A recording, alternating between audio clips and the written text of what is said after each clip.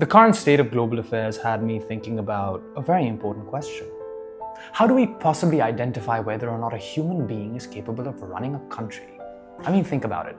An engineer might understand infrastructure but know very little about how the financial markets move. Similarly, a Wall Street trader might know the markets very well but understand nothing about military strategy. A general might understand warfare but not constitutional law. A lawyer might understand constitutional law but not epidemiology. A scientist might understand climate change but not diplomacy, and yet somehow we're talking about one person who's expected to make decisions about all of these things, sometimes in a single day. So what exactly are we selecting when we elect a president or a prime minister? Because clearly it cannot just be their expertise. Let's imagine that tomorrow morning you wake up as the president or the prime minister of your nation. At 8 a.m., you're debriefed on a potential banking crisis. At 10, intelligence suggests that another country may be preparing an attack. At noon, scientists warn you about an emerging disease. Then you're discussing restrictions on AI systems you barely knew existed a few years ago. And shortly after that, your lawyers tell you that your preferred solution might be unconstitutional. Here's the issue. In almost every one of these rooms, you might just be the least knowledgeable person there. And yet, you're the one who has to decide. I don't know about you, but that sounds kind of like a design flaw to me. But strangely, that may actually reveal what the job is. Because of course, the president doesn't need to know everything. They need to be extraordinarily good at knowing who does, which is a completely different skill set and ability. Suppose, for example, you're considering a new weapon system. The engineers and scientists tell you that we can build it. Your general says we need it. The economist says we can't afford it though. The diplomat says building it could provoke our enemies. The intelligence service says that we're not sure what our enemies will do and how they'll respond when they find out about this. And the lawyers say that part of the plan might be illegal. Interestingly, every single one of them, in all probability, could be right. They're answering different questions though. None of them on their own can answer the one question that ultimately matters the most. Given all of that information, what should the country actually do? That's the president's problem. And their expertise is to integrate everybody else's.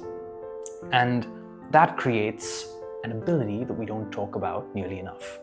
The ability to know how to know. Can you identify the person who actually understands the problem? Can you distinguish expertise from confidence?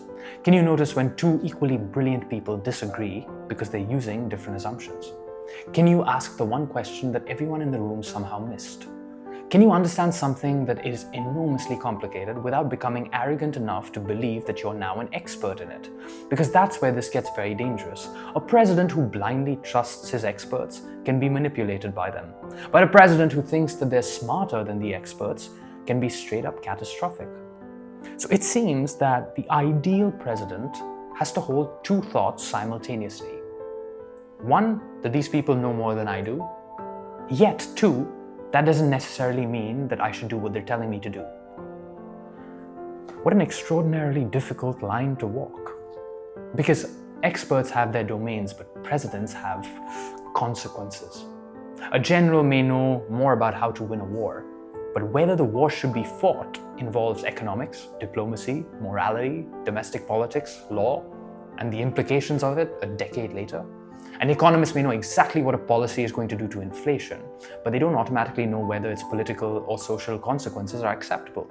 A climate scientist may understand atmospheric physics extraordinarily well, but that doesn't automatically make them an expert in designing legislation that can survive Congress. So the president repeatedly encounters a strange situation. The person who knows the most about one piece of the decision may not know the most about the decision itself, which means perhaps the most important presidential skill isn't knowledge or experience at all, but rather judgment. But how does one measure judgment as a voter? We can measure a sprinter. For example, you put everyone on the same track, you fire the gun, you start the clock. Cool, 9.7 seconds beats 9.8. Done, simple. But how do you measure a president? GDP growth? But what if they inherited a booming economy? The number of wars that they won? Well, perhaps a better president would have prevented the wars to begin with. Their approval ratings? Well, a brilliant long-term decision can be deeply unpopular in the short term. Even history's verdicts have massive problems because unlike sprinters, presidents do not run the same race. One inherits peace, another inherits economic depression, another gets war, another gets a pandemic, another gets all three at the same time, which creates a counterfactual that we can never actually observe. What would have happened to the same country facing the same circumstances if someone else was in the chair? We can estimate it, we can debate it, but we can't rerun history. And that may explain something else. Why some of the traits that seem the most presidential aren't necessarily the ones that matter the most. Charisma, for example, matters. Communication skills matter, of course. Knowledge matters. Experience matters. But I'd take someone slightly less charismatic who consistently chooses exceptional advisors over someone magnetic who surrounds themselves with people who only tell them what they want to hear. I would take someone who says, "I don't know, explain it to me," over someone who needs to appear like they already understand everything. And I'd take someone capable of changing their mind when the evidence suggests that they should change it, over someone who mistakes stubbornness for strength. Because perhaps the truly elite president isn't the person with the most answers. It's the person who can repeatedly find the least wrong answer when nobody actually knows what the right one is. Which makes the presidency fundamentally different from almost every other form of excellence that we understand. The world's greatest guitarist demonstrates their greatness by blowing your mind with their abilities. The world's fastest runner demonstrates their greatness by running faster than everybody else. But the world's greatest president, they may demonstrate greatness by walking into a room where 10 people understand the problem better than they do, figuring out which parts of each person's thinking actually matter, noticing what everyone else is somehow missing, making a decision with incomplete information, then convincing millions of people that that is the right decision and that they should follow it, and then possessing enough humility to change course when reality proves them wrong, if reality proves them wrong.